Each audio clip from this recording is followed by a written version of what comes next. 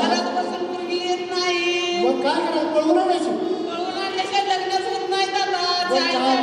तरी आणू दे आणू दे. मुरगुंडा झाला दशरथाला, दशरथाच्या राणी कौसल्या, सुंदरी जन्मला राम. आणि म्हणूनच म्हणते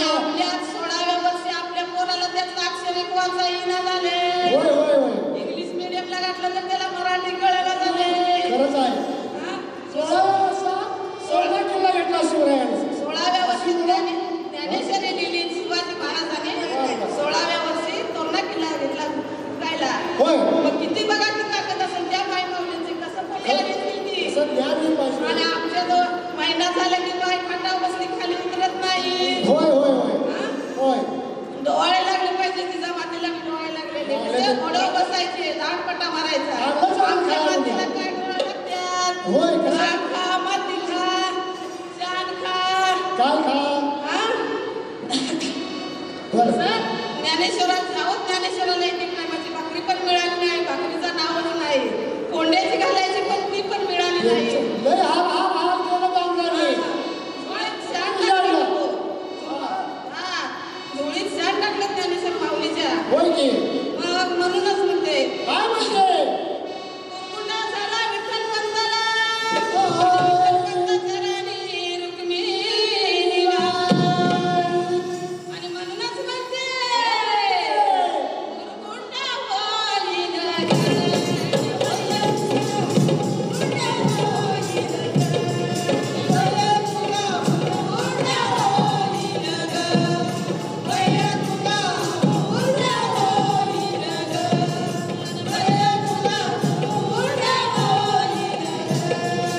होईल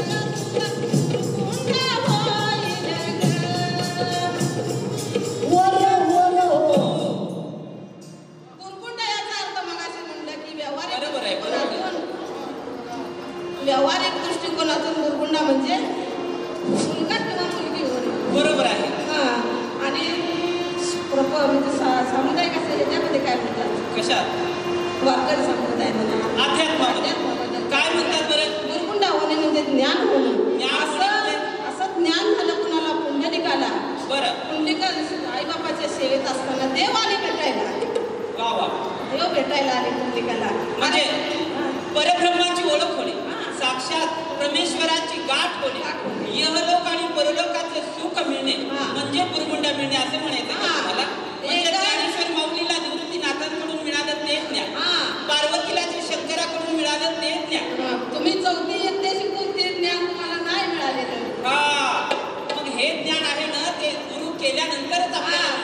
पण गुरु अनेक प्रकारचे आहेत बरे का महाराज. कोणी तंत्रगुरु, कोणी मंत्रगुरु, कोणी विद्यागुरु, कोणी अविद्यागुरु आहेत अनेक गुरु. परंतु मोक्षदाता गुरु वेगळाच आहे. जो आपल्याला यमलोक आणि परलोक सुखी करतो त्याच्याकडूनच ब्रह्मज्ञानाची प्राप्ती होते. आणि ब्रह्मज्ञानाची प्राप्ती होणे म्हणजेच मुरगुंडा होणे. आणि हा मुरगुंडा कोणाला झाला ठाऊक आहे का? मुरगुंडा झाला तुकाराम महाराजांना मुरगुंडा झाला, ज्ञानेश्वर माऊलींना मुरगुंडा झाला, आणि सगळ्या संतांना मुरगुंडा झाला. आणि म्हणून एकनाथ महाराज म्हणतात एका जनातनी मुरगुंडा झाला पुंडलिकाला आणि उभा केले विठ्ठलाला. आणि देवाला उभा करून तिथे उभा करण्याची ताकद होती पुंडलिकामध्ये. म्हणून